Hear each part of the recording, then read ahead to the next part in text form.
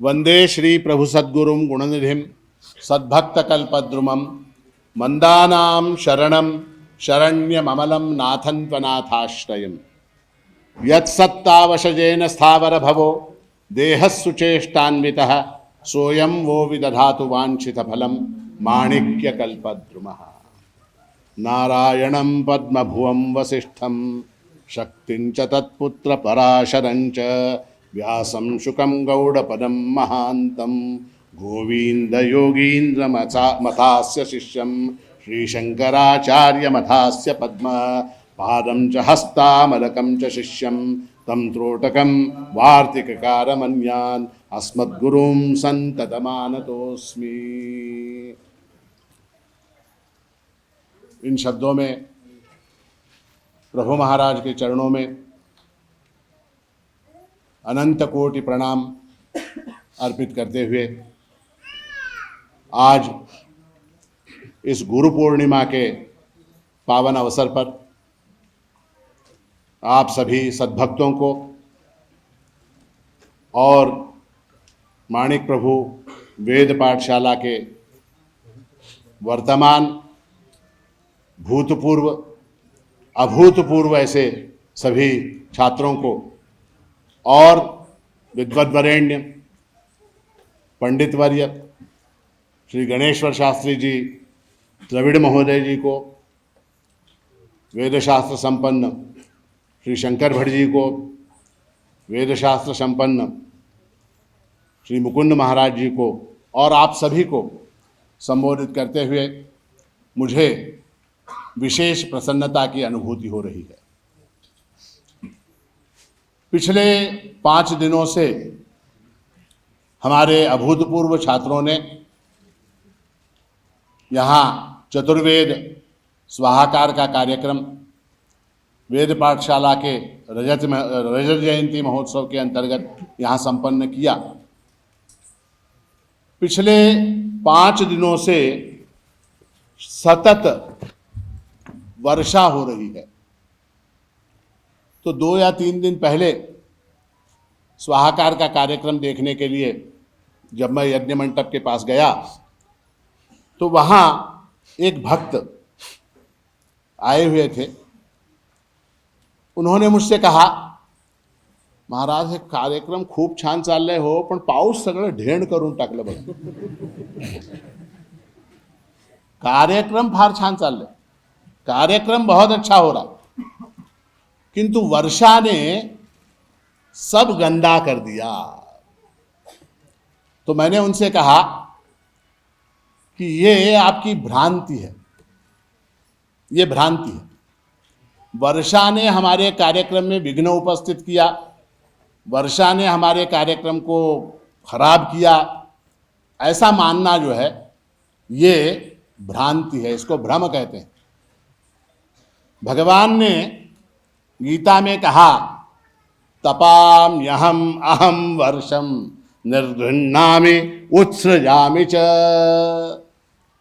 ये समुद्र से जल को शोषित करने का जो कार्य है,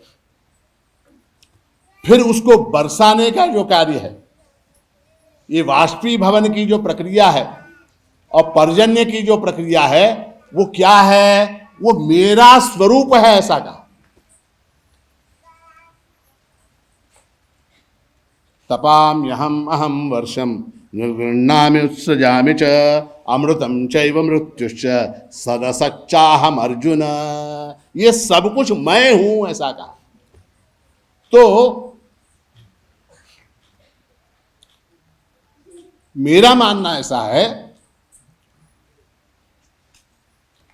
कि वर्षा के रूप में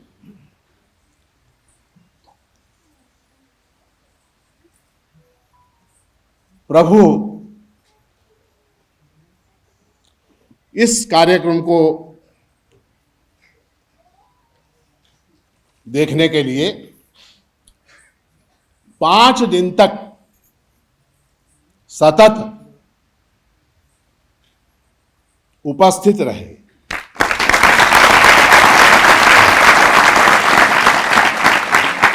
कल यहाँ कार्यक्रम हुआ, विद्यार्थियों ने गुरु वंदना की, आज भी गुरु वंदना की। तो यहाँ ये जो गुरु वंदना का कार्य, वास्तव में ये गुरु पूर्णिमा का जो कार्यक्रम है वो गुरु के प्रति कृतज्ञता ज्ञापित करने के लिए ये कार्यक्रम, और न केवल अपने गुरु को अपितु जो समस्त ऐसी गुरु परंपरा है जो नारायणम पद्मभुवम वशिष्ठम से वहां से प्रारंभ होती है और कहां आती है, अस्मत् गुरुम, अपने गुरु तक आती है, ऐसी ये परंपरा है। उस समस्त परंपरा के प्रति कृतज्ञता भाव से नमन अर्पित करने के लिए ये गुरु पूर्णिमा का उत्सव हमारी संस्कृति में इसका अत्यंत महत्व है। ये माणिक प्रभु वेद पाठशाला जो है, जैसा आप सब जानते हैं, पिछले 5 दिनों से सतत आपको बताया जा रहा है कि रजत जयंती महोत्सव हो रहा है, 25 साल हो गए वगैरह। तो यहाँ विद्यार्थियों को क्या मिला इन 25 वर्षों में, क्या मिला? तो सुभाषितकार कहते हैं, न चोरहार्यम न च राजहार्यम न भ्रातृभ्राज्यम न च भारकारी व्यये कृते वर्धत एव नित्यम विद्याधनम सर्वधन प्रधानम। तो आपको यहां क्या मिला? तो ऐसा धन मिला जिसको चोर चुरा नहीं सकता। जो भी आपके पास है, जो धन है आपके पास, विद्याधन है, उसको चोर चुरा नहीं सकता। न च राजहार्यम, राजा भी आपसे इस धन को छीन नहीं सकता, उसके ऊपर कोई टैक्स नहीं लगा सकता।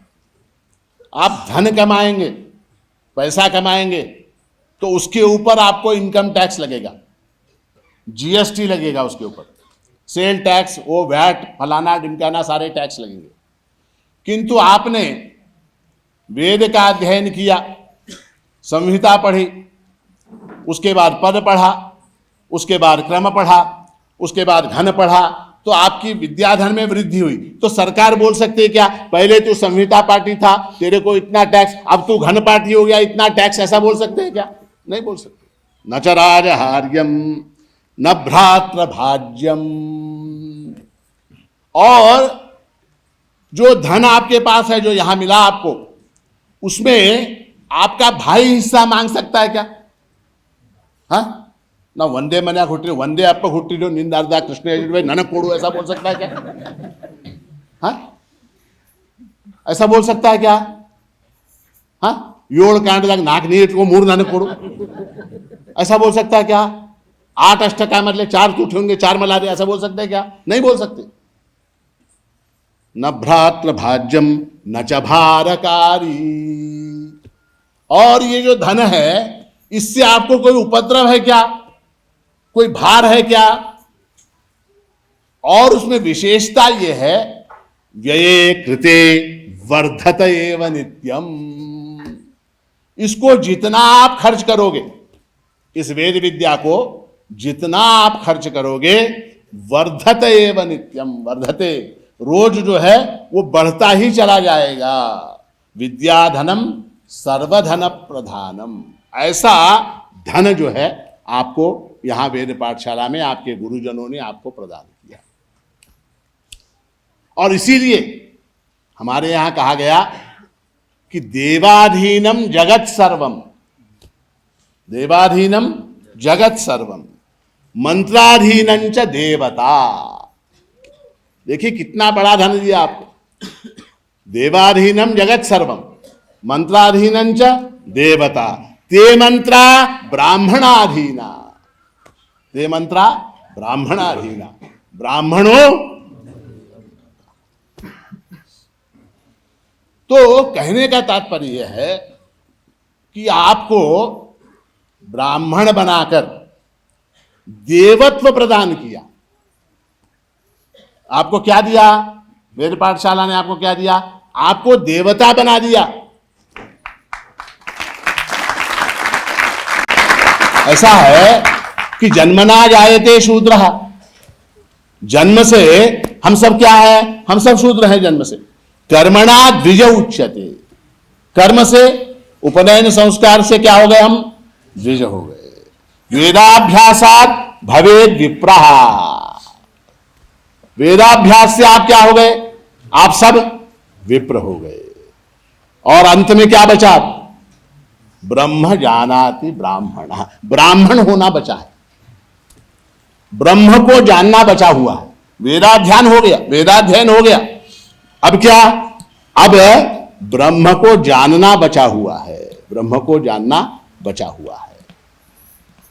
ऐसा है, मैं जब भी पंडितों से चर्चा होती है तो उस समय मैं यही विषय, अक्सर इस विषय पर विचार करता हूं कि हमारा जो वेद है, वेद राशि है, उसका विभाजन आज व्यास पूर्णिमा, व्यास महर्षि ने संहिता, ब्राह्मण, आरण्यक और उपनिषद, इस प्रकार उसका विभाजन किया है।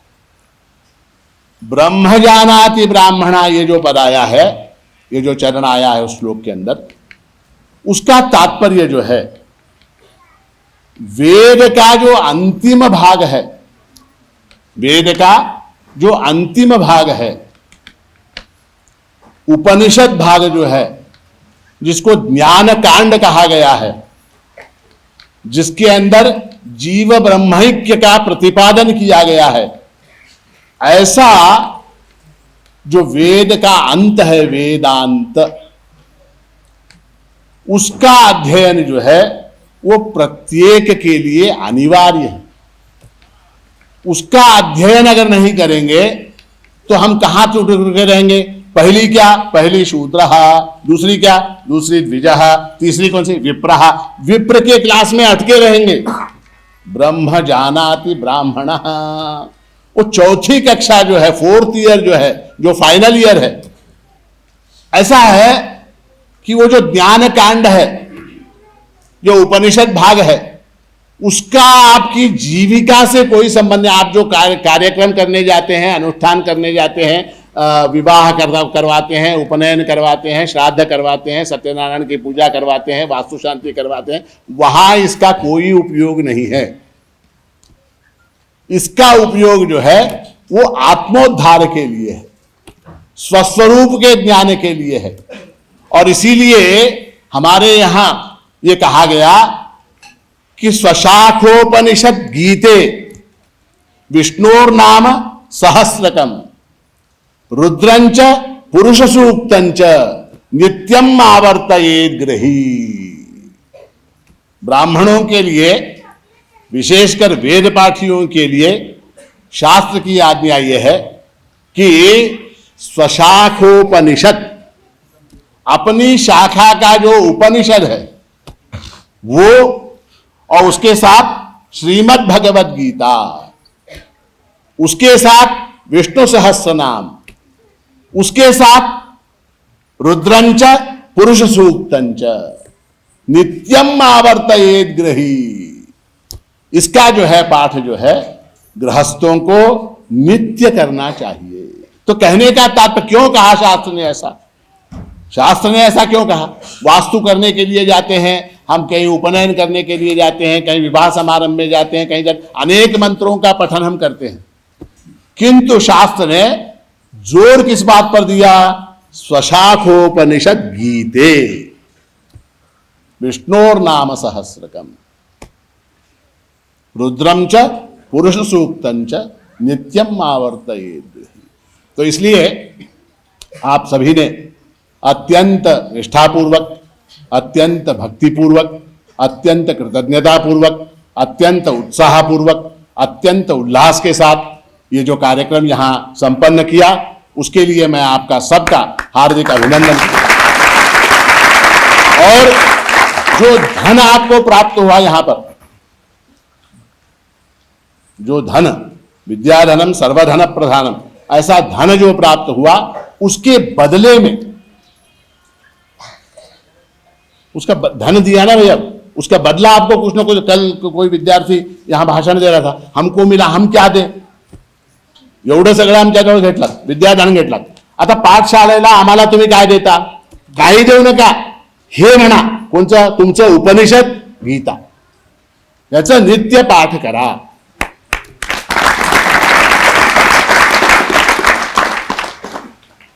और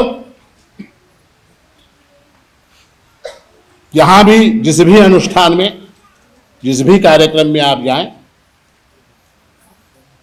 उसका प्रारंभ और उसका अंत प्रभु के भक्तकार्य मंत्र के साथ करें.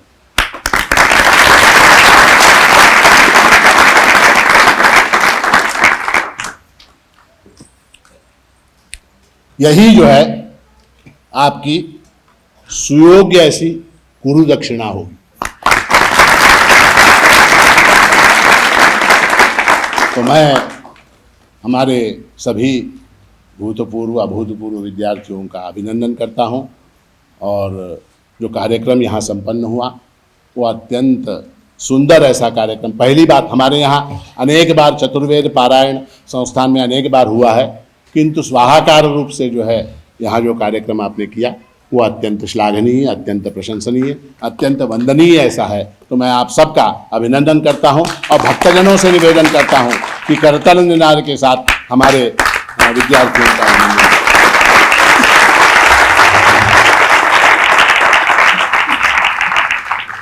अब जो गुरु पूर्णिमा का हमारा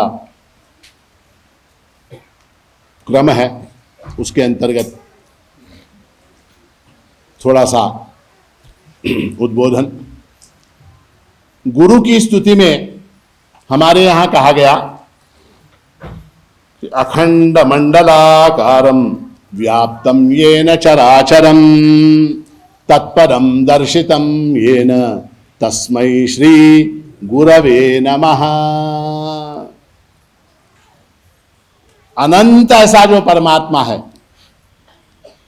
जो अखंड है और जो चराचर में व्याप्त है, चर में अचर में दोनों में व्याप्त है, ऐसा जो परमात्मा है, उस परमात्मा का दर्शन तत्परम दर्शितम ये न, जिसके द्वारा उस परमात्मा का दर्शन होता है, उस गुरु को नमस्कार है.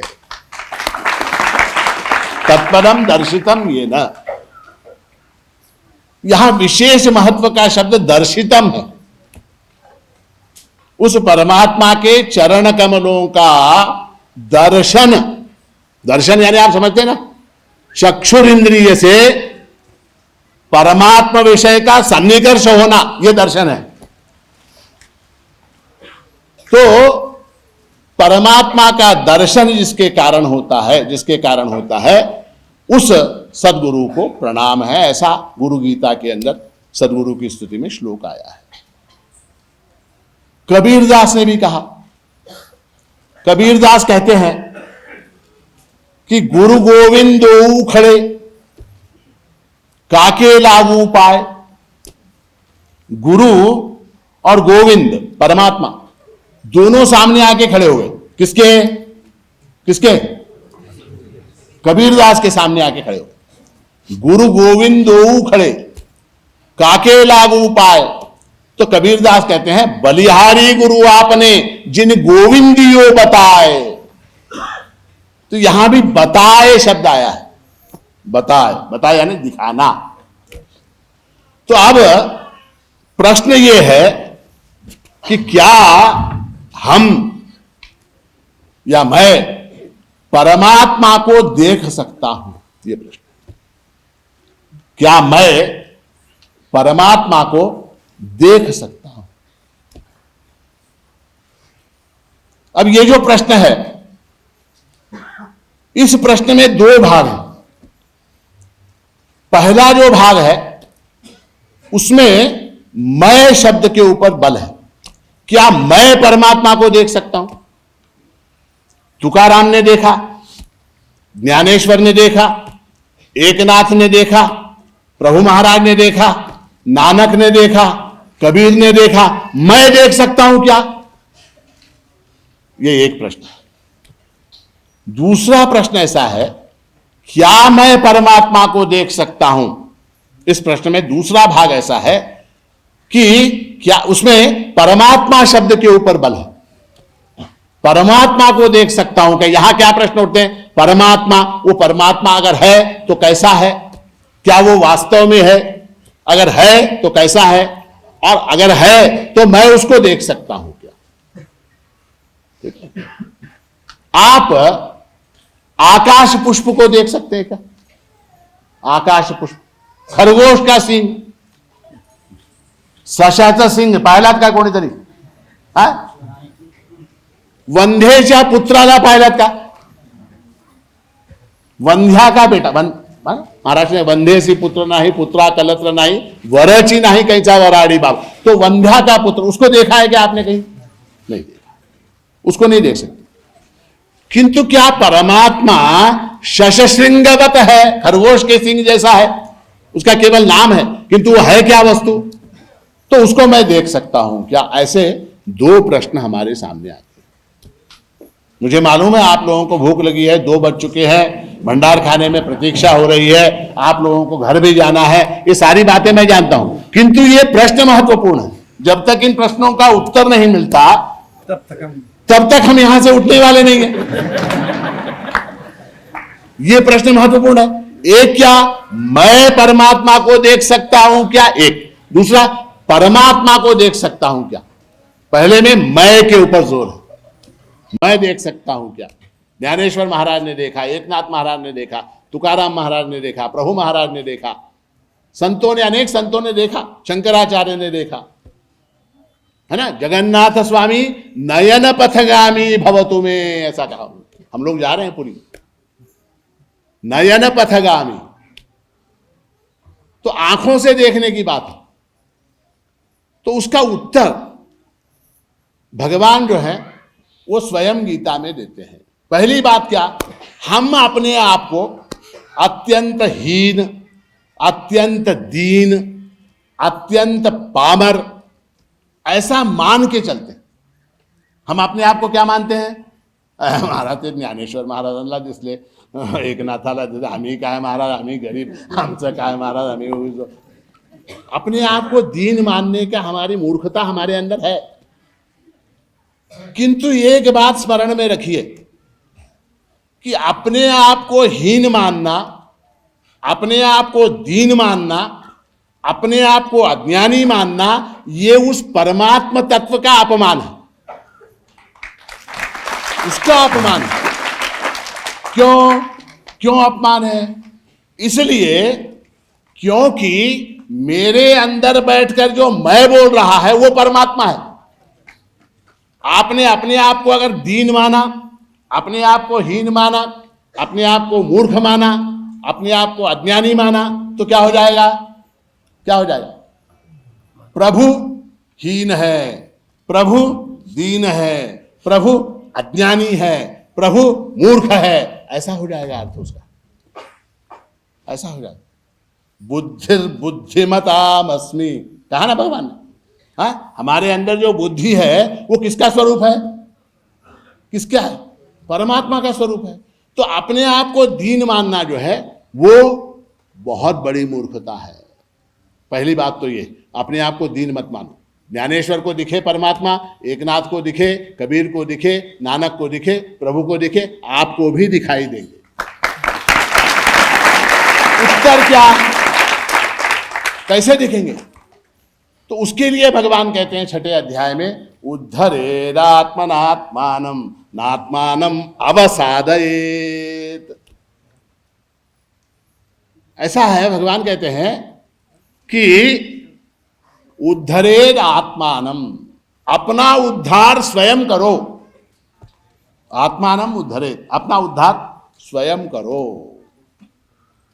कैसे करें? हमारे पास साधन क्या है अपना उद्धार करने के लिए? साधन क्या है?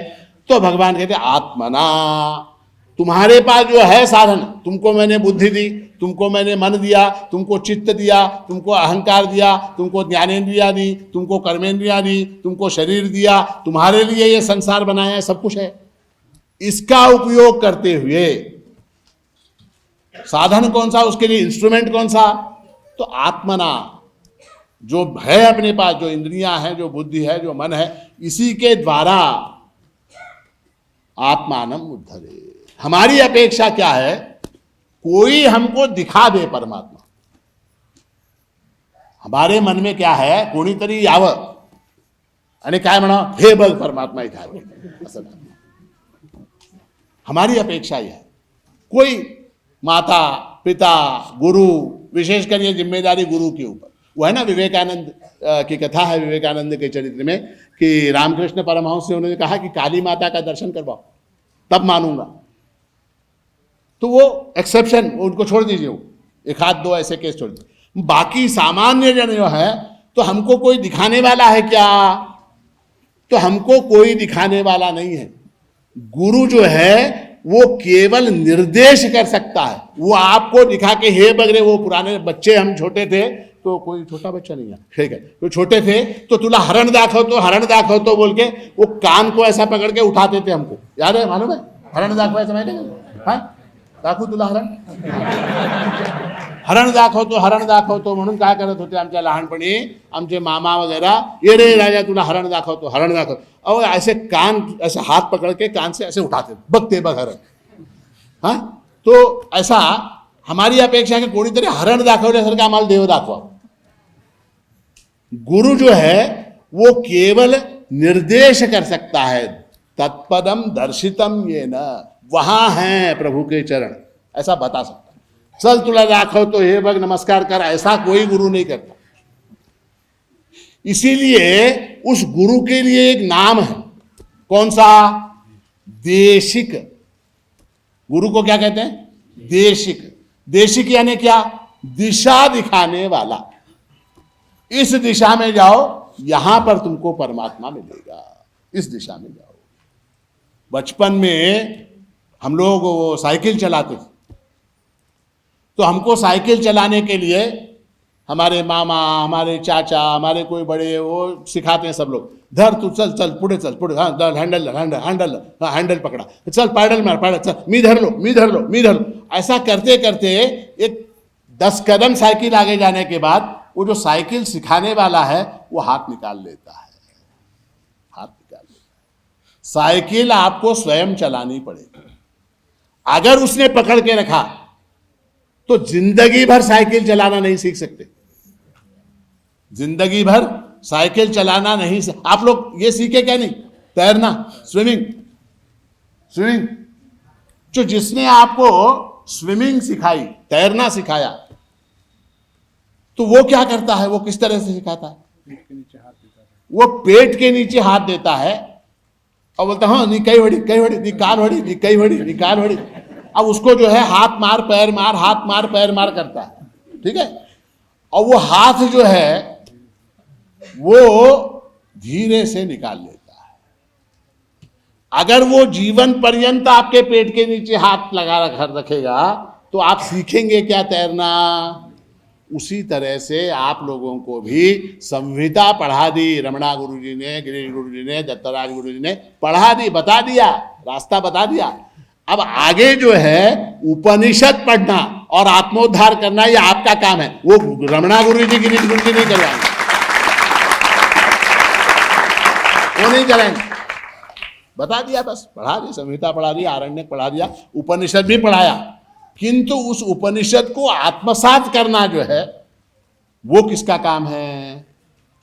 उद्धरेद आत्मनात्मानम आत्मानम अवसाद। अपने आप को छोटा मत समझो, ना अवसादयेद। भगवान अपने आप को छोटा गिरा कर मत देखो। तो हम अगर प्रयत्न करें तो हमको उस परमात्मा का दर्शन अवश्यमेव हो सकता है, अवश्यमेव हो सकता है। ये हुआ पहले भाग का उत्तर। मला, मुझे परमात्मा दिखेगा क्या इसका? अब इसका जो दूसरा भाग है, उस दूसरे भाग में हम ये देखते हैं कि मुझे परमात्मा, अब मैं प्रयत्न करूंगा, प्रयास करूंगा तो मुझे परमात्मा दिखेगा, ठीक है। किंतु दिखने के लिए वो परमात्मा होना चाहिए। अगर वो होगा तो दिखेगा, नहीं होगा तो कहां से दिखेगा? नहीं होगा तो कहां से दिखेगा? तो इसलिए जो है उस परमात्मा को जानने का साधन क्या, परमात्मा को जानने का साधन क्या, कैसे जानेंगे उसको? तो हमारे यहां शास्त्रों में किसी भी वस्तु को जानने के लिए प्रमाण शास्त्र है। 6 प्रमाण है: प्रत्यक्ष, अनुमान, उपमान, अर्थापत्ति, अनुपलब्धि और शब्द। ऐसे 6 प्रमाण। इन प्रमाणों के माध्यम से हम परमात्मा को जान सकते हैं क्या? इन प्रमाणों के, जैसे ऐसा है कि वो न्याय शास्त्र का विषय है और बहुत लंबा चौड़ा है और उसमें उतनी मेरी न्याय शास्त्र में गति नहीं है, तो प्रमाण मीमांसा नहीं करूंगा, किंतु एक बात अवश्य बताऊंगा कि बाकी के 5 प्रमाण प्रत्यक्ष पर टिके हुए हैं।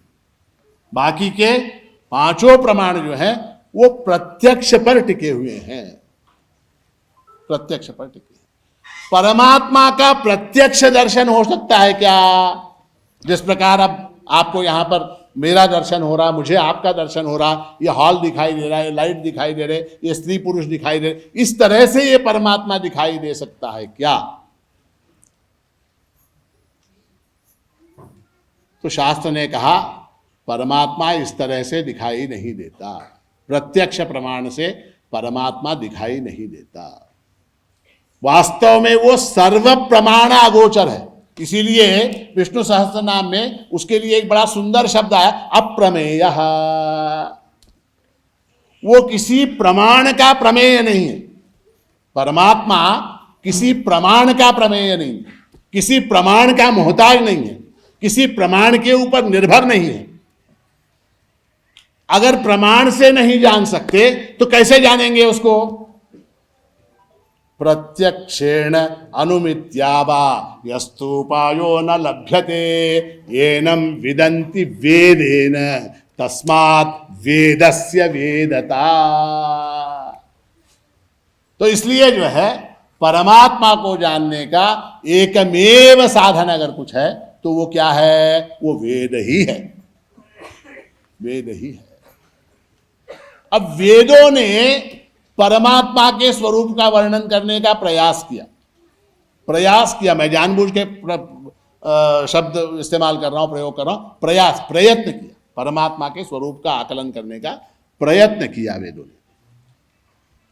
तो हमारे यहां वेदांत शास्त्र में उपदेश करने की एक विशिष्ट पद्धति है, जो अन्य कहीं नहीं। उसको कहते हैं अध्यारोप अपवादाभ्याम निष्प्रपंचम प्रपंचते।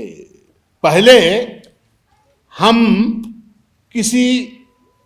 कोई आरोप कर देते हैं, एक आरोप करते हैं, वो आरोप करने के बाद स्वयं शास्त्र ही उस आरोप का निराकरण कर देता है। नहीं, ऐसा नहीं। उसके बाद क्या?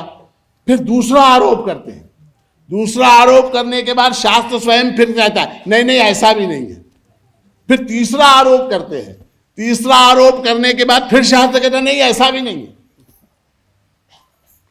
सारे आरोप जब समाप्त हो जाते हैं तब अवशिष्ट जो वस्तु बचती है उसका नाम परमात्मा है।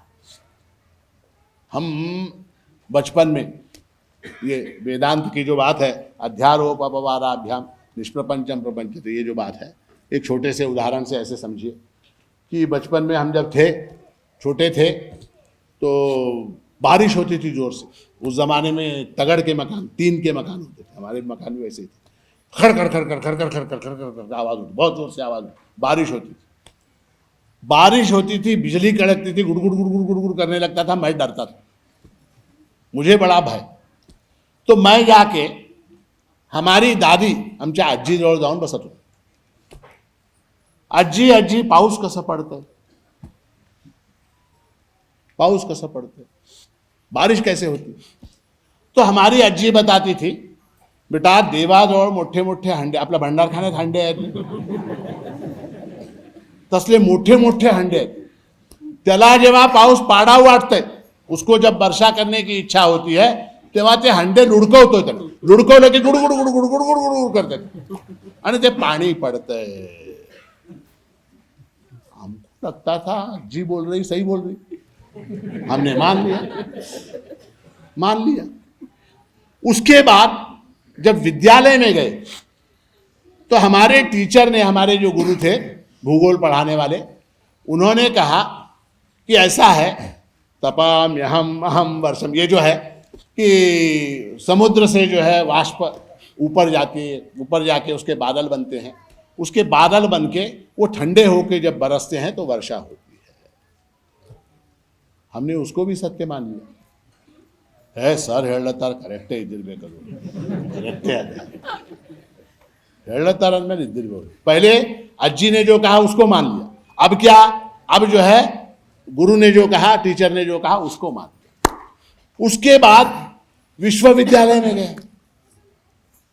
विश्वविद्यालय में गए तो वहां यही प्रक्रिया हमारे जो प्रोफेसर थे उन्होंने बताई कि ये सत्य है कि बाष्प जो है ऊपर जाती है, ठंडी होती है और ठंडी होकर बरसती है, किंतु वहां पर जो है हाइड्रोजन के 2 अंश और ऑक्सीजन नामक गैस का 1 अंश, इन दोनों का सम्मिश्रण विद्युत की उपस्थिति में हो तो पानी बनता है, वो पानी बरसता है. समझ में आई बात? 2 हाइड्रोजन के मॉलिक्यूल और ऑक्सीजन का 1 मॉलिक्यूल, इनको मिलाने से पानी नहीं बनता. विद्युत की उपस्थिति में, वहां विद्युत होना आवश्यक है, विद्युत की उपस्थिति में अगर ऑक्सीजन को और हाइड्रोजन को मिलाया जाए तो पानी हो. ऐसा हमको हमारे प्रोफेसर ने बताया. उसको भी हमने सत्य मान लिया और वही अंतिम सत्य भी है. उसी तरह से वेदों में भी परमात्म तत्व का जो दर्शन करवाया गया है इसी पद्धति से करवाया गया. अन्नम ब्रह्मेति व्यजानात. गए शिष्य, अधीहि भगवो ब्रह्मेति, वहां जाके भगवान गुरु, हे गुरु हमको ब्रह्म का ज्ञान करवाइए. क्या बोले? अन्नम ब्रह्मेति व्यजान, अन्न ही ब्रह्म है, जाओ. वो मान के आ गए, वापस आ गए सुन के अन्न ही ब्रह्म है. ऐसा सुन के सब लाइन लगा के भंडार खाने में अन्नम बहुपूर्वीत बैठ गए सब जाके. उसमें से आप जैसे कुछ विचारवान थे, उन्होंने विचार किया कि बताया गुरु ने कि अन्न ही ब्रह्म है, किंतु अन्न ब्रह्म कैसे हो सकता है. फिर गए वो भंडार खाने में, छोड़ के पंगत छोड़ के गए गुरु के पास. जाके पूछा कि अधीहि भगवो ब्रह्मेति. क्या बोला? प्राणो ब्रह्मेति व्यजानात. प्राण ही ब्रह्म है, ऐसा कहा. को सच लगा. ಇದು ಕರೆಕ್ಟ್ ಹೇಳ್ಯಾರ ನೋಡಪ್ಪ, ಅದು ಮೊದಲೇನು ಹೇಳಿದ್ರು ಅದು ತಪ್ಪಿತ್ತು, ಇದೇನು ಹೇಳ್ಯಾರ ಇದು ಕರೆಕ್ಟ್ ಅದ. आए वापस, आके सब फुग्गे फूक रहे. क्यों? प्राणो ब्रह्मेति व्यजानात. हे फुग्गे घ्यायचं फुंकायचं. फिर उसके अंदर से कुछ विचारवान, उनको लगा ये प्राण तो जड़ है, ये कैसे ब्रह्म हो सकता है. फिर गए, भागे गए. हाँ, उसने फिर गुरु ने क्या कहा? मनो ब्रह्मेति व्यजानात. उसने कहा मन ही ब्रह्म है, उसको भी मान लिया. फिर विचार किया, अरे गड़बड़ है. हाँ, मन दृश्य है, वो कैसे होगा ब्रह्म. तो गए विज्ञानम ब्रह्मेति व्यजानात. गए 4 बार गए पूछने के लिए. मेरे जैसा गुरु था तभी हकाल लेता था, मत तेन बदल तिरो.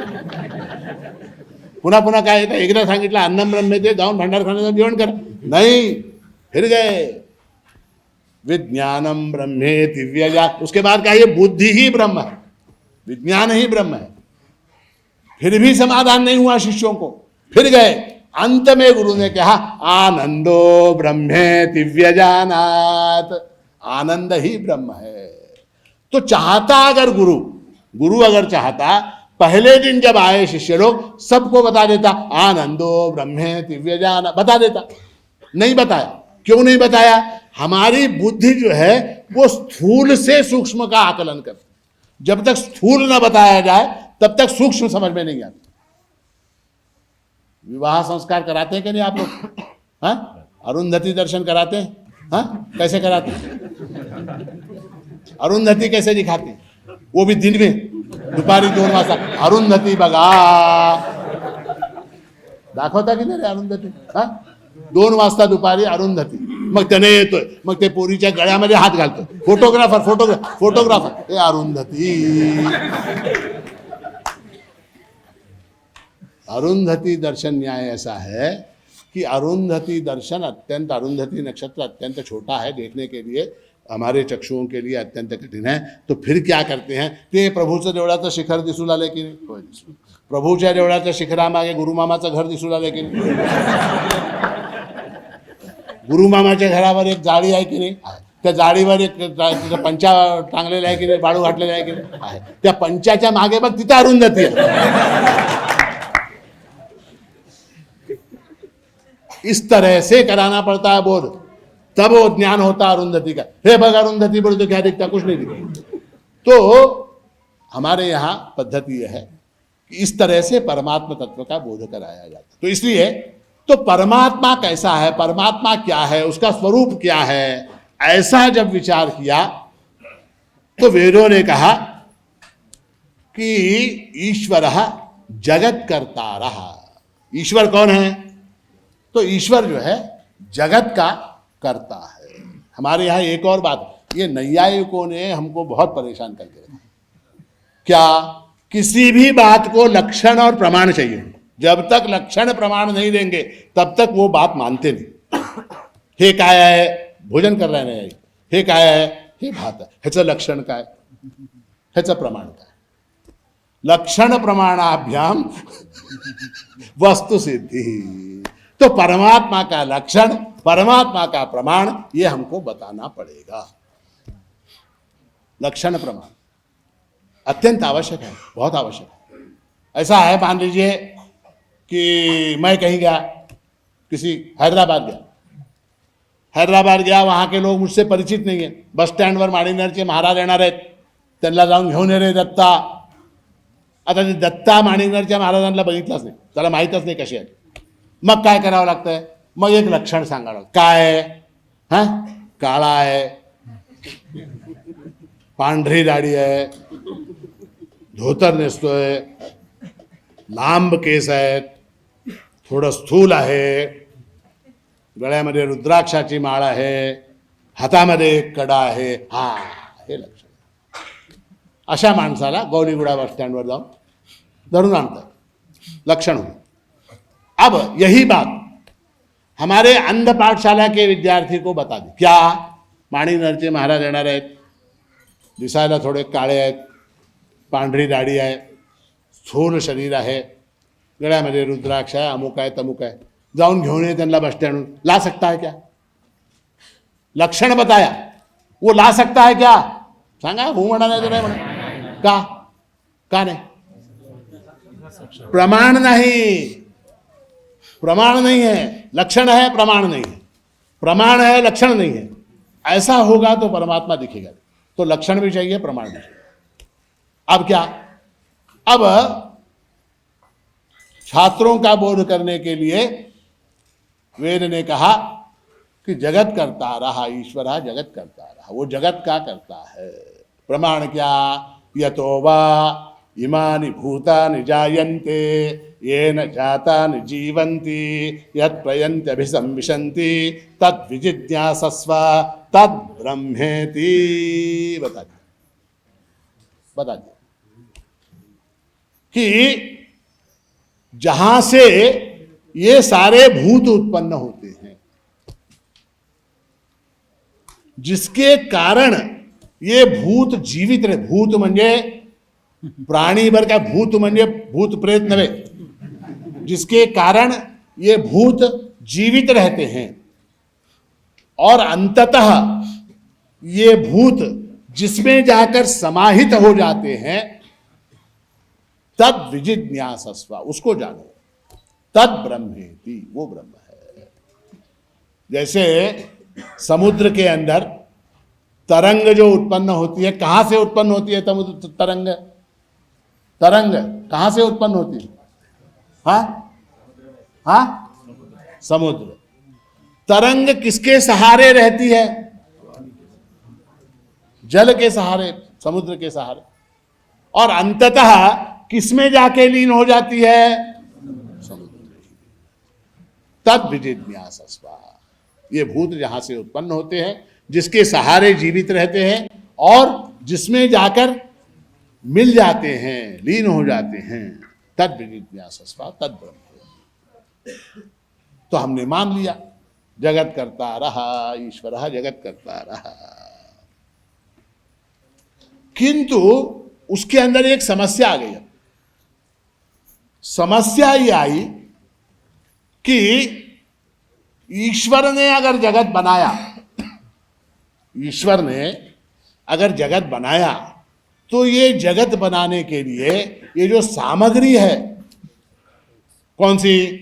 मिट्टी, पानी, कांच, लकड़ी, एल्यूमिनियम, स्टील, फर्नीचर, कपड़ा, कारपेट, लाइट, ये सारा सब, ये कहां से आया उसके पास? ये सब कहां से आया? तो इसलिए जो है, ईश्वर जगत का करता है, केवल इतना ही मानना, यतो वा इमानि भूतानि जायन्ते येन जातानि जीवन्ति यत् प्रयन्ति अभिसंविशन्ति तद विजिज्ञासस्व तद ब्रह्मेति, इतना ही मानकर चलना जो है वो पर्याप्त नहीं है, वो पर्याप्त नहीं है। वो ईश्वर जो है, उसने ये सारा जगत बनाया, तो उसको सामग्री कहां से मिली, कैसे बनाया उसने? तो फिर गुरु के पास गए शिष्य लोग, गुरु के पास गए, पूछा कि भाई ये आपने जगत बनाया, परमात्मा ने जगत बना दिया, ये सामग्री कहां से आई? तो फिर वेद ने कहा, क्या कहा? तत्सृष्ट्वा तदेवानुप्राविशत सत्यत्यच्चाभवत निरुक्तंचा निरुक्तंच निलयनंचा निलयनंच, ये सारी बातें कही। उसने ये जगत बनाया और बनाकर अस्तित्व रूप से वो इसके अंदर प्रविष्ट हो गया, अस्तित्व रूप से वो इसके अंदर प्रविष्ट हो गया। अर्थात क्या? ईश्वर ही जगत रूप बना।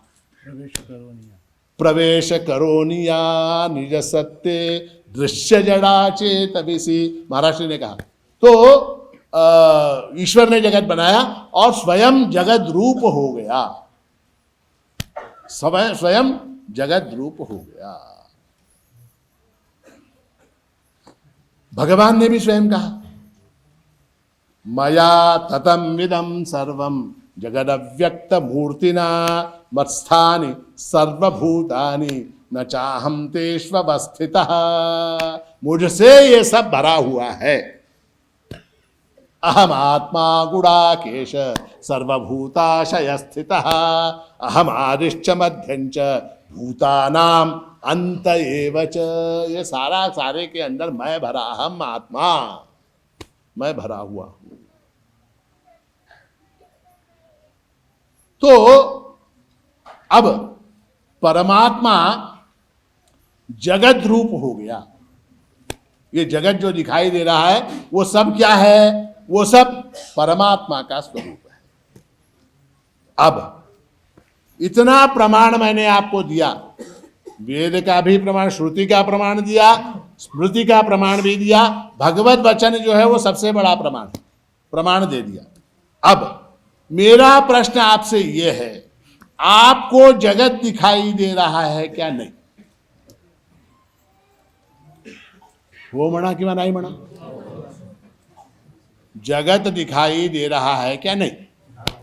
अगर जगत दिखाई दे रहा है तो पर्याय से जगत रूप बना हुआ जो परमात्मा है वही दिखाई दे रहा है, वही दिखाई दे रहा है, क्योंकि परमात्मा के अतिरिक्त कोई जगत नहीं है। परमात्मा के अतिरिक्त, परमात्मा से परतर ऐसा कोई जगत नहीं है। मत्त परतरम नान्यत् किंचिदस्ति धनंजय, मुझसे अलग हटकर जगत है ही नहीं। तो ये जो जगत दिखाई दे रहा है वो क्या है? वो परमात्मा का स्वरूप है और उसको मैं नित्य देख रहा हूं, उसको मैं नित्य देख रहा हूं। सोते, जागते, स्वप्न में, सुषुप्ति में, जागृति में, तीनों अवस्थाओं में, कौमारम यौवनम जरा, तीनों अवस्थाओं में, बचपन से लेके बुढ़ापे तक, मृत्यु तक, सतत सतत मुझको जो है ये जगत दिखाई दे रहा है। तो पर्याय से क्या दिखाई दे रहा है? परमात्मा ही दिखाई दे रहा है। अगर ऐसा है तो फिर ये प्रश्न निरर्थक हो जाता है कि मुझको परमात्मा दिखेगा। अरे दिसू लागले आणि दिसतोय काय म्हणून विचारता, ह्याच्यापेक्षा मूर्ख कोणाला म्हणावं? और ये जो परमात्मा जगत रूप बना, कैसे बना?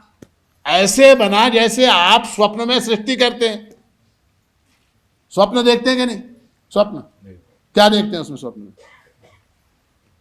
स्वप्न क्या देखते हैं? मैं बंबई गया, मैं हैदराबाद गया, मैं दिल्ली गया, हाँ, एक बहुत बड़े कार्यक्रम में गया, प्रधानमंत्री जो है वो नए इसका क्या लोकसभा का वास्तु शांति करवा रहे हैं, उसमें मुझको निमंत्रण मिला, मैं वहाँ गया, मैंने वहाँ वास्तु शांति का संकल्प किया। उसके बाद प्रधानमंत्री ने मुझको 5 तोले सोना जो है, नाना नाम गोत्रेभ्यः ब्राह्मणेभ्यः, ऐसा करके जो है दक्षिणा 5-5 तोले सोने का एक कड़ा प्रधानमंत्री ने हमको पहना। मैं कौन कौन गए थे? मैं गया था, वैभव गया था, विजू गया था, विजू सबसे सामने बैठा था। ये सब जो है स्वप्न में देखते हैं क्या नहीं? तो स्वप्न में लोकसभा की नई इमारत, वहाँ की वास्तु शांति, वहाँ का प्रधानमंत्री, वहाँ के वो वास्तु शांति की सारी सामग्री, पुष्प फल धूप दीप वगैरह सारा सब कुछ, और उसके बाद वो सुवर्ण कंकण, ये सब किसने बनाया? विजू सांग कौन केले? किसने बनाया? मैंने बनाया। मैंने अपने स्वप्न में इन सारी वस्तुओं को बनाया। मैं स्वप्न में इतना सब बना सकता हूं, तो परमात्मा अपने स्वप्न में क्या नहीं बना सकता? इसलिए जो है, इसलिए जगत जो है वो, परमात्मा जो है वो जगत रूप है, ऐसा श्रुति सिद्धांत है।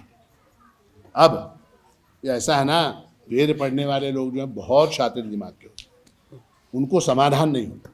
पहले कहा जगत करता आ रहा, तो वहां शंका उत्पन्न हो गई। अब जगत रूप कहा तो फिर भी शंका उत्पन्न हो गई, शंका आ गई। क्या शंका आई? शंका ये आई, जगत में दुख है, जगत में अज्ञान है, जगत में दुष्टता है, जगत में अनाचार है, जगत में दुराचार है, जगत में ये सब कुछ है, तो ये सब कुछ भी जो है परमात्मा रूप है क्या? अगर जगत परमात्मा रूप है तो जगत के अंदर जो अनाचार है, जगत के अंदर जो दुराचार है, जगत के अंदर जो अधर्माचरण है, जगत के अंदर जो असत्य है, जगत के अंदर जो अचेतन है, जगत के अंदर जो जड़ है, वो सब भी परमात्मा रूप हो जाएगा। अब क्या करें? फिर भागे कहाँ? श्रुति के, हमको शरण श्रुति है, श्रुति के पास गए, वेद माता के पास गए, पूछा ये ऐसा प्रॉब्लम, आपने कहा जगत रूप ईश्वर है, तत्सृष्ट्वा तदेवानुप्राविशत् वगैरह सब बोला, हमने मान लिया, कंठस्थ भी कर लिया, हृदयस्थ नहीं किया, कंठस्थ किया है, तो ये सारा हमने मान लिया। अब क्या? अब जो है वो जगत रूप ईश्वर में प्रॉब्लम आ गया, अब क्या करें? तो फिर श्रुति ने कहा कि ईश्वर जगत रूप भी नहीं है, ईश्वर जगत रूप नहीं है, वो जगत का अधिष्ठान है, जगत का अधिष्ठान है। जगत एक भ्रम है और प्रत्येक भ्रम के लिए एक अधिष्ठान होना अनिवार्य है। जिस प्रकार रज्जु के ऊपर सर्प की भ्रांति होती है तो वहां रज्जु सत्य होता है और सर्प जो है वो मिथ्या होता है, उसी तरह से जगत का अधिष्ठान जो है वो ब्रह्म है, वो परमात्मा है। उसके ऊपर दिखाई देने वाला जो जगत जो है वो परमात्मा नहीं है, ऐसा कहा। अब यह अधिष्ठान का क्या लफड़ा है, ये कैसे समझेंगे? अधिष्ठान वगैरह, उसको समझने के लिए न्याय शास्त्रियों के पास जाने की कोई आवश्यकता नहीं है। उसको सीधे सीधे हम देख सकते हैं। कैसे? आज शाम को भोजन होने के बाद आप सिनेमा जाइए, सिनेमा गृह में आपको वेदांत का ज्ञान हो जाएगा। सिनेमा गृह में जब आप जाते हैं तो वहां पर एक पर्दा होता है कि नहीं होता? हो मना एक पर्दा होता है, उस पर्दे के ऊपर एक कथा चित्रित की जाती है, एक कथा चित्रित की जाती है। क्या कथा? क्या? तो एक गब्बर सिंह है, एक देखे नहीं वो खरं बोला वेद पाठी लोक कधी खोटं बोल खरं चोले पाहिलात की नहीं वो म्हणा। तो वहां पर एक गब्बर सिंह है और वो जो है अनाचार करता रहता है, दुराचार करता रहता है, लोगों को मारता रहता है, उस घोड़े पे बैठ के जा, ये सारी कथा चित्रित। अब उस कथा का और उस पर्दे का कोई संबंध है क्या? कथा का और पर्दे का कोई संबंध है क्या? तो उनके अंदर परस्पर कोई संबंध नहीं। पर्दा अपनी जगह श्वेत धवल जैसा था वैसा है, उसके ऊपर जो है वो बसंती नाचेगी तो भी वो सफेद रहेगा, नहीं नाचेगी तो भी सफेद रहेगा।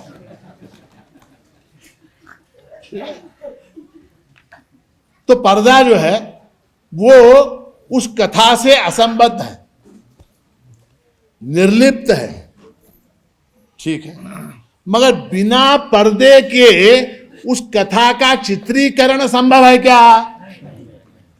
बिना पर्दे के उस कथा का चित्रीकरण संभव नहीं है। बिना पर्दे के बसंती नहीं नाच सकती, बिना पर्दे के बसंती यानी माया,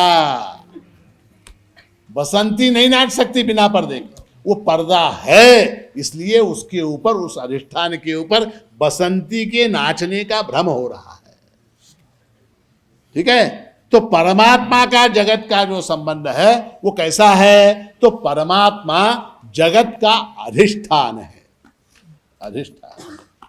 यहां तक बात समझ में आ गया आपको? तो जगत का अधिष्ठान है, इस वाक्य का अर्थ क्या है? सबका अधिष्ठान है, ऐसा होता है कि नहीं? जो परमात्मा जगत का अधिष्ठान है वो सबका अधिष्ठान है, ऐसा अर्थ होता है कि नहीं? सर्वस्य चाहम हृदय सन्निविष्टा, सबका अधिष्ठान। अच्छा, सबके अंदर मैं आता हूं क्या नहीं? सबके अंदर मैं आता हूं क्या नहीं? मैं आता हूं। तो इस न्याय से मेरा भी जो अधिष्ठान है वो परमात्मा हुआ क्या नहीं? हाँ बोलो या ना बोलो?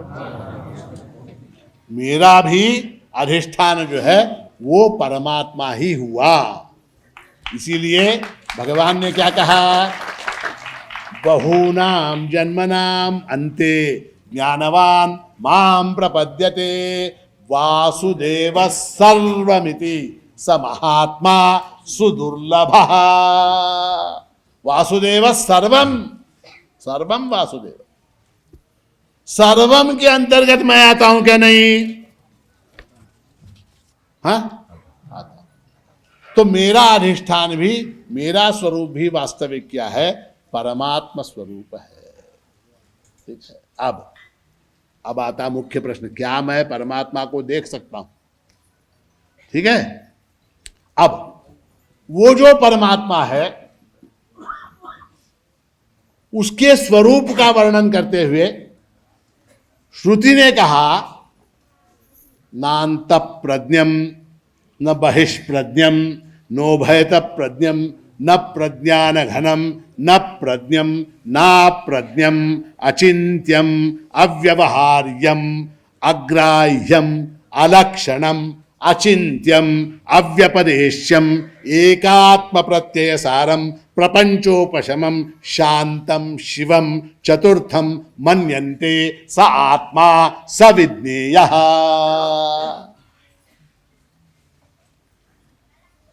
उसके साथ किसी प्रकार का व्यवहार नहीं किया जा सकता उस परमात्मा के साथ। अदृश्यम अव्यवहार्यम अग्राह्यम, उसको पकड़ सकते हैं क्या परमात्मा? अग्राह्यम अलक्ष, उसका लक्षण भी नहीं बता। श्रुति ने प्रयत्न किया, सत्यम ज्ञानम अनंतम ब्रह्म वगैरह कहा, मगर वो भी लक्षण परिपूर्ण नहीं है। अलक्षणम, उसका चिंतन कर सकते हैं क्या? चिंतन भी नहीं कर सकते। अचिंत्यम।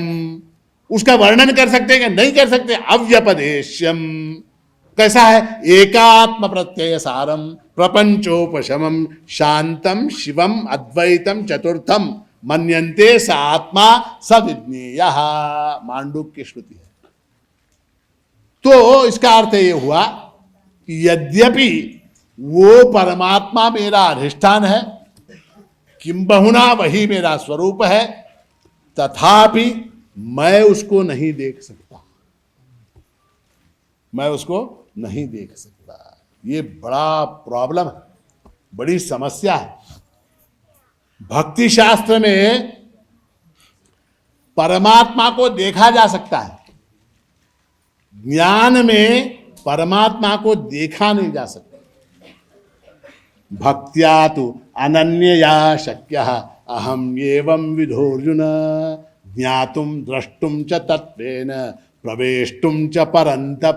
भगवान 11वें अध्याय में कहते कि भक्त्या तु अनन्यया शक्यः, अनन्य भक्ति से ये संभव है,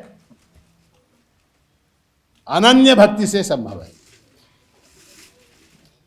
अहम एवं विधोर्जुन, इस प्रकार मेरा जो रूप है इसको देखा जा सकता है। न केवल देखा जा सकता है, ज्ञातुम उसको जाना जा सकता है, द्रष्टुम उसको देखा जा सकता है, और बहुत बड़ी बात भगवान ने कही, तत्वेन प्रवेष्टुम, तत्व से उस परमात्मा तत्व के साथ एकाकार हुआ जा सकता है। तत्वेन प्रवेष्टुम, यहां तत्वेन शब्द बड़ा महत्व का है। तत्व से हम एक हो सकते हैं, शरीर से नहीं, तत्व से हो सकते। तत्वेन प्रवेष्टुम च परंतप। दृष्टांत आता है ऐसा एक, कि एक बार क्या हुआ, एक महिला थी, उसके मन में परमात्मा के दर्शन की अत्यंत उत्कट इच्छा, अनन्य ऐसी भक्ति उसकी। वो रोज रात को परमात्मा का स्मरण करती थी, सोने से पहले जप करती थी परमात्मा की। इतना उसकी आंखों से आंसू बहते थे, इतनी करुणा, इतना आर्द्र भाव से वो परमात्मा का स्मरण करते। एक दिन स्वप्न के अंदर परमात्मा प्रकट हुए, भगवान श्री कृष्ण प्रकट हुए। प्रकट होकर कहा कि मैं तुझे कल दर्शन दूंगा। स्वप्न में प्रकट हुए और कहा, क्या कहा? कल दर्शन दूंगा।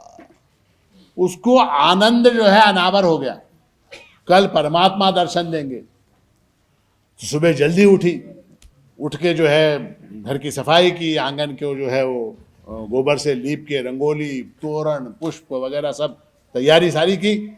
और जो है परमात्मा मिलने वाले हैं तो भोजन बढ़िया, हाँ काय पूरण पोड़ी, हाँ खीर, कडबू, चित्रान्न, लाडू, दूध के, परमात्मा येणार आहेत म्हणजे सगळं पाहिजे की हो, सब तैयारी की, सब वो सब भोजन बना रही थी। तभी एक भिक्षुक आया, भिक्षान दे ही आ गया। ಹೋಗೋ ನಮ್ಮ ಮನೆಗೆ ದೇವ್ರು ಬರೋರಲ್ಲ, ನೀ ಏನೋ ಸುಮ್ಮನೆ ಏನೋ ಕಿರಿಕಿರಿ ಏನೋ ನಿಂದು ಒಂದು ಮತ್ತೆ ನಡು ಒಂದು, हाँ अरे अंतारला, हाँ उसको बना भोजन बनाने, परमात्मा के लिए भोजन बनाने भी चाहिए। वो आ गया भिक्षुक, उसको हकाल के ये भोजन बना दिया। क्या कडबू करायचं, खीर करायचं, ते चित्रान्ना पित्रान्ना सब बना दिया। शाम के समय एक बालक आया, अब शाम हो गई, तो उसको लगा कि अब शाम में परमात्मा दर्शन देंगे, तो इसलिए जो है वो तैयारी करने लगी। परमात्मा का आसन वगैरह बिछाया, वो फूल रखे, वो करे, रंगोली, तोरण, फलाना ढिमकाना सब कुछ किया। तो घर में एक पड़ोसी का किसी का बच्चा आया, वो बच्चा आके मौसी ये मार लेती थी बोल के अंदर आ जाओ। अब वो रंगोली के ऊपर पैर रखेगा, वो फूल सजाए उसको खराब करेगा, वो खाने पीने की काजू किशमिश वगैरह रखे उसमें से कुछ लेके खा लेगा, वो सब उच्चिष्ट कर देगा। नडीन बेकार नम कहते रहे वहां, उसको हकाल। शाम हो गई, रात हो गई, मध्य रात्रि हो गई, परमात्मा नहीं आए। नहीं आए, ये फिर रोने लगी, रोने लगी, रोने लगी, रोने लगी। अत्यंत करुण भाव से, अत्यंत दीन भाव से रुदन किया उसने कि परमात्मा ने वचन दिया था कि मैं आऊँगा और नहीं आए। उसमें नींद लग गई। नींद में भगवान प्रकट हुए। फिर प्रकट हुए, बुढ़िया ने पूछा कि काले तो मंडला तमी एवढं सगळं तयारी करून बसले, तुम्ही आलाच नाही। भगवान ने कहा कि मैं 2 बार आया था। कितनी बार आया था? कौन से रूप में? पहला कौन सा रूप? भिक्षुक के रूप में आया। दूसरा कौन सा रूप? बालक के रूप में। तूने क्या किया? हड़ी हड़ी हड़ी करके, इसलिए मैं चला गया। गलती किसकी? गलती किसकी? गलती किसकी? बुढ़िया की गलती। कहने का तात्पर्य है कि ज्ञातुम दृष्टुम तत्वेन प्रवेशतुम, ये पॉसिबल है, ये शक्य है। भगवान कहते हैं शक्य है, ये इम्पॉसिबल नहीं है, असंभव नहीं है, ये पॉसिबल है, शक्य है। मगर उसके लिए एक शर्त लगा दी, क्या? भक्त्या तु अनन्यया शक्य, अनन्य भक्ति से ये शक्य है। तो भक्ति शास्त्र के अंदर परमात्मा का साक्षात दर्शन जो है वो संभव है। किंतु वेदांत में, ज्ञान कांड में जब हम आते हैं तो यहां श्रुति हमसे पूछती है कि विज्ञातारम अरे केन विजानीयात, ऐसा प्रश्न है।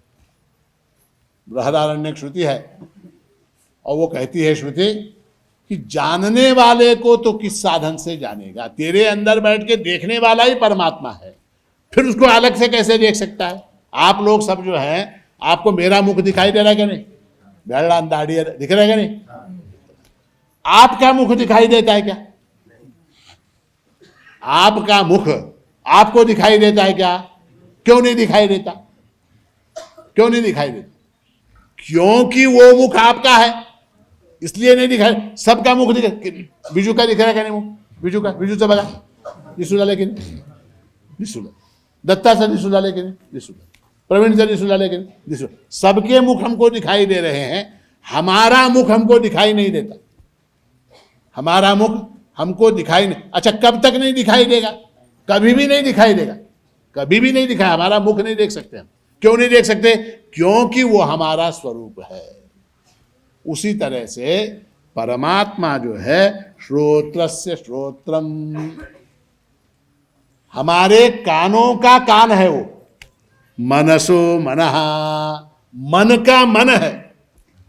वाचोह वाचम, हमारी वाणी की वाणी है। वाणी के अंदर जो बोलने का सामर्थ्य है वो क्या है? वो परमात्मा स्वरूप है।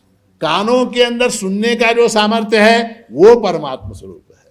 प्राणों के अंदर प्राणन करने की जो सामर्थ्य है वो परमात्मा का रूप है। चक्षुषश् चक्षु, और वो परमात्मा कैसा है? आंखों की आंख है, आंखों की आंख है।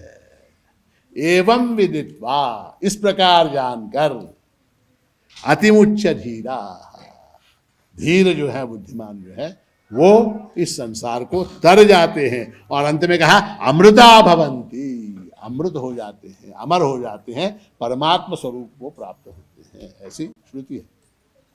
तो कहने का तात्पर्य है कि ज्ञान की दृष्टि से अगर हम देखें, वेदांत की दृष्टि से अगर हम देखें, तो परमात्मा अदृश्य है, अगोचर है। वो हमारा स्वरूप होने के कारण हम उसको नहीं देख सकते।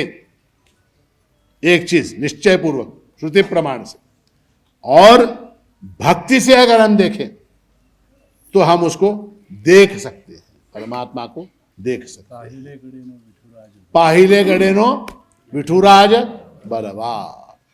अब एक अंतिम समस्या, उसका निराकरण हो जाएगा तो ठीक हो जाएगा। अब जिस जिस वस्तु को हम देखते हैं,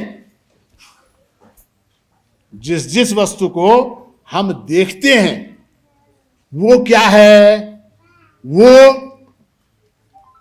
यद्यद् दृश्यम तत्तत् जड़म, जो जो वस्तु दिखाई देती है वो जड़ है, वो जड़ है, वो माया है, वो चेतन नहीं। तो अगर अनन्य भक्ति से हमको परमात्मा अगर सामने, आंखों के सामने दिखाई भी दिया, तो वहां क्या हो जाएगा, वहां द्वैत आ जाएगा। मैं देखने वाला और परमात्मा दिखाई देने वाला, वहां द्वैत आ जाएगा। मैं देखने वाला क्या, मोर मुकुट है, पीतांबर है, हाथ में बांसुरी है और जो है अत्यंत सुंदर ऐसा रूप है, वो परमात्मा मुझको दिखाई दे रहा है, मैं उसको देखने वाला। तो यहां क्या हो गए, एक देखने वाला दृष्टा, परमात्मा दृश्य हो गया। जो दृश्य है वो जड़ है, जो जड़ है वो असत्य है, जो जड़ है वो असत्य है, वो मिथ्या है। तो अब उसको परमात्मा को देखने का उपाय क्या, अब उस परमात्मा को देखने का मेरा मुख कैसे देखूं, तो उसके लिए अब हमारे सामने केवल एक ही उपाय बचता है। वो कौन सा, कौन सा, दर्पण में अपने मुख का अवलोकन करना। ये एक ही उपाय हमारे पास बचता है। परमात्मा को अगर देखना है तो दर्पण में देखना पड़ेगा।